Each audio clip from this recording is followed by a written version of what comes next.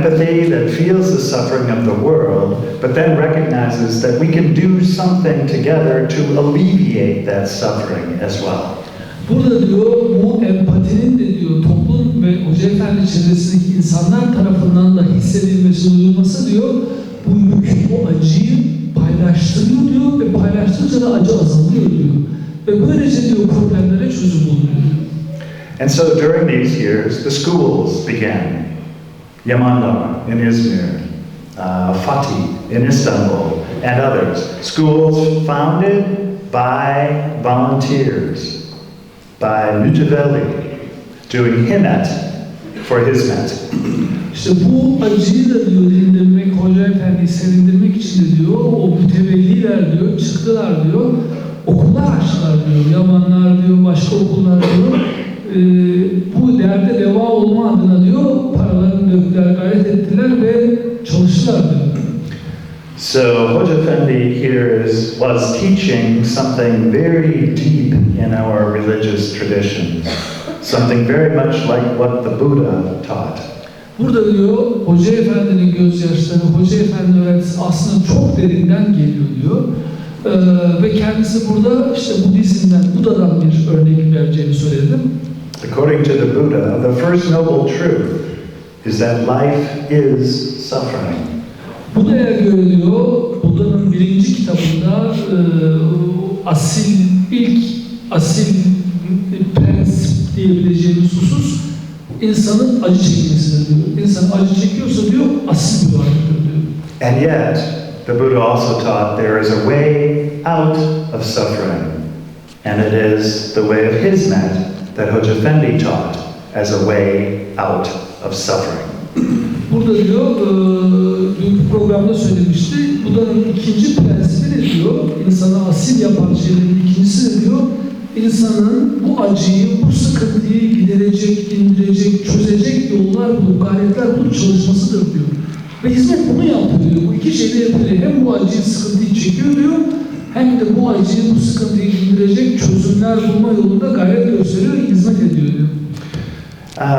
Chapter 3, like chapter 1 and chapter 2, ends with a military coup. Ve diyor, 3. bölümde diyor, 1. ve 2. bölümde olduğu gibi diyor, bir askeri darbeyle bitiyor diyor. You would think the Turkish military was pretty good at doing military coups. Hepinizin de bildiği gibi diyor, Türk askerisi diyor, darbe yapma konusunda iyidir diyor yani. Yeah.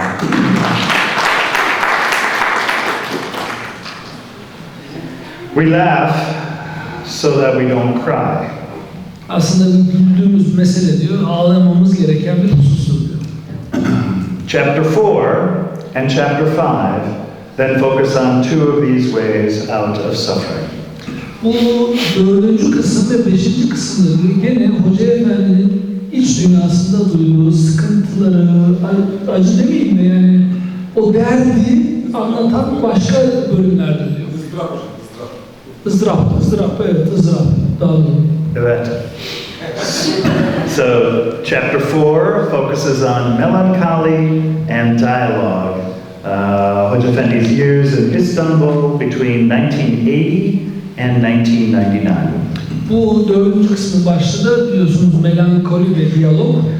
Hoca Efendi'nin İstanbul hayatı, İzmir'den sonraki İstanbul hayatını ele alıyor. And the central theme of the chapter is a single word in Turkish that you know and that you will laugh at my pronunciation of, hoşgörü. Evet, bu 4. kısmı diyor, özeti diyor, hoşgörüdür diyor. Yani siz daha iyi bilirsiniz diyor, benim pronunciation'ımı da mazur görün dedi, telaffuzumu. Ama gerçekten güzel telaffuz etti. You're very kind. Feeling that. So this chapter focuses on the emergence of the dialogue activities, the many initiatives begun, schools spreading, first all over Turkey, schools spreading then to the former Soviet republics, and schools eventually spreading all over the globe.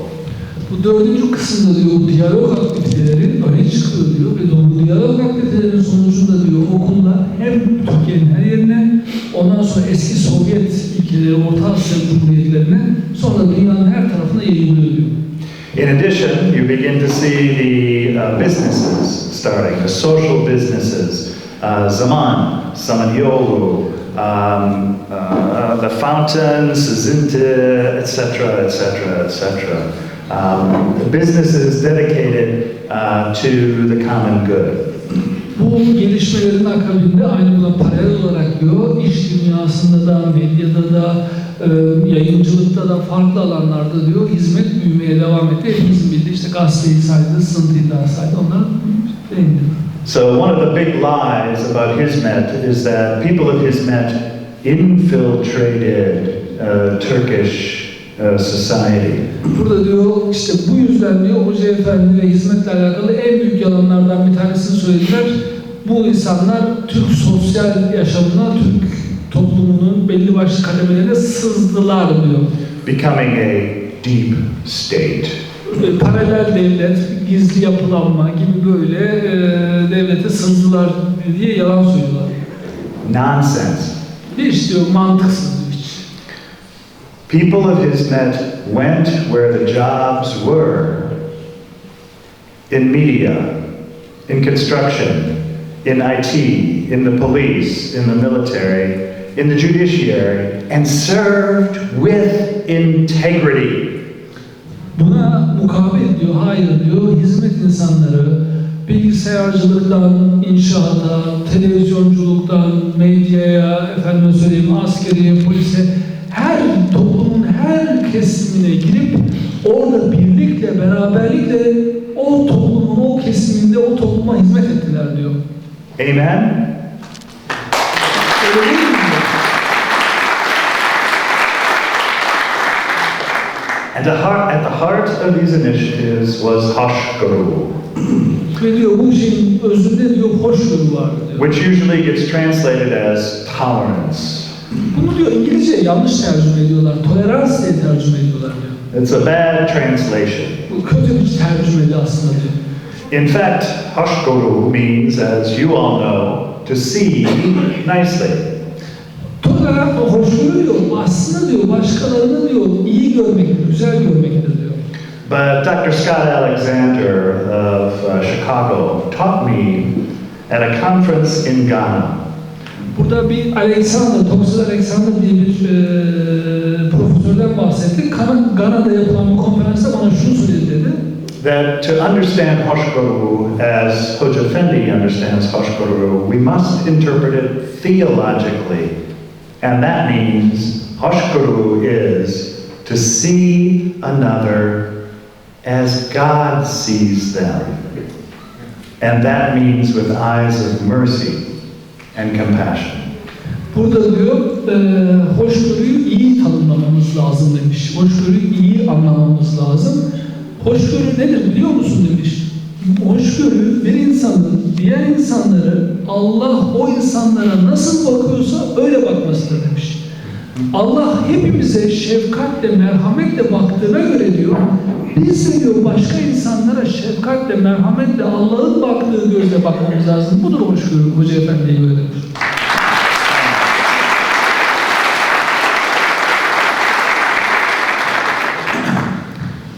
So for the first 6 years of this period, from 1980 to 1986, Hoca Efendi was forbidden from preaching.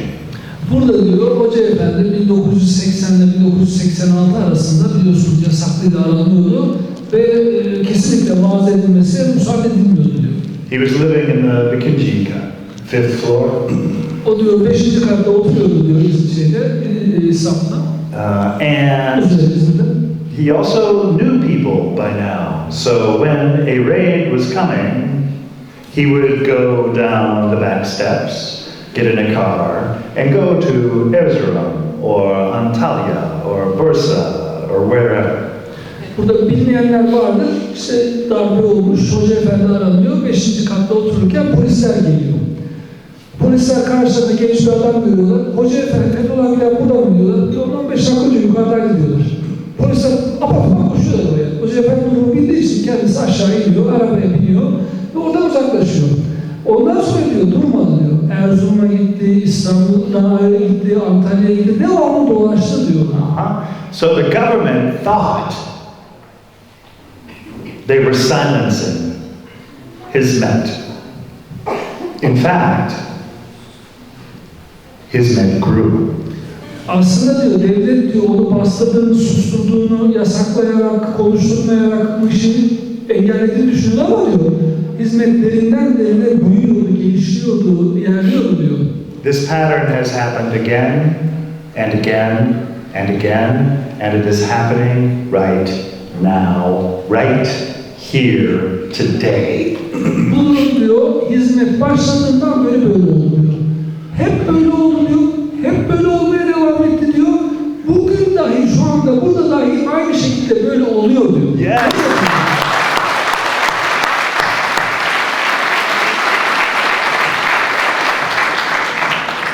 That is not at all to minimize the suffering and the injustice that you have experienced, but it is to show hope.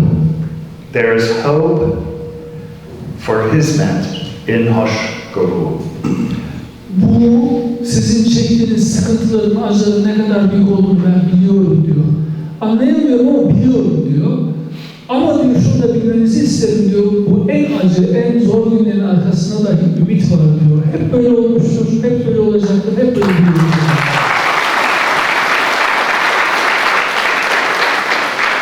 So the chapter is entitled Melancholy and Dialogue, and a sentence in the chapter simply says, Hüzün through hoşgörü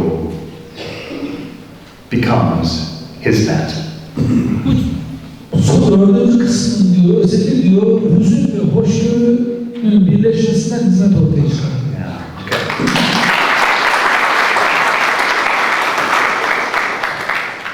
Chapter 5 then is Hizmet Global, 1999 to the present. Bu beşinci kısmın başlığı da Hizmet Global, yani uluslararası hizmet 99'dan günümüze kadarki dönemi içeriyor. It tracks the remarkable growth of schools, hundreds of schools, thousands of tutoring centers, programs all over the globe, starting in 1960s and 70s here in Germany, now 3, going on 4 generations of Hizmet in Deutschland. And the same in America, and Australia, Albania, Romania, Ghana, South Africa, all over the globe. As a historian, this is an amazing story to be able to tell. Burada diyor, hepimizin de bildiği diyor, 99'dan sonra diyor, dünyaya açılma oldu diyor. Açılmayla beraber her tarafta okullar, yüzlerce oldu, binlerce oldu sonra diyor, eğitim merkezleri, evler, program müesseseler diyor. Ve işte Almanya'nın örnek verdiği, yani 70'lerden beri burada 3. jenerasyon yetişiyor ama şimdi hizmet okullar açtı bu jenerasyonda dedi.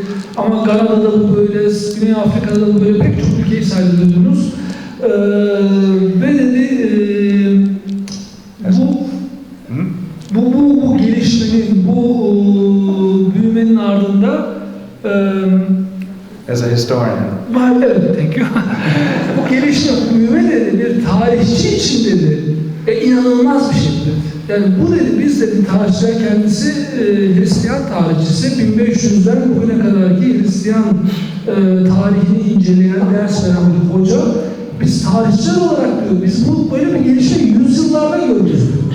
And the key DNA at the very core of Hizmet, and it's the center of chapter 5, is istişare. Bunun diyor, bu büyümenin, bu işin çekirdeğinde, DNA'sında istişare var.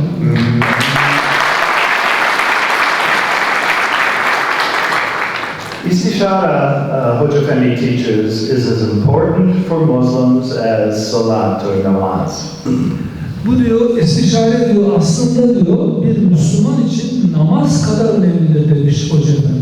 In consultation, mutual consultation, he says, is the most important sign of a believing community. Bir toplumun diyor, inanan bir toplumun gerçekten inandığını gösteren en büyük işaret istişaredir çocuklar. And in istishara, everyone's voice matters. Every person has dignity. Ve diyor, herhangi bir istişarede diyor, herkesin söz hakkı vardır diyor ve herkes o söz hakkını kullanma yetkisine sahiptir diyor. No external criterion can interfere with istishara. Not status, not age, not gender, not PhD degrees, nothing. Bu durumu diyor, hiçbir komisyon bozamaz diyor. İşte birinin yaşlı olması, öbürünün genç olması, birinin kadın, öbürünün erkek olması, işte kendine örnek veriyor, benim diyor profesör olması bak önemli değil diyor. Herkesin eşit hakkı vardır diyor, herkes eşittir orada diyor. Yeah. What matters is the deliberation of the community.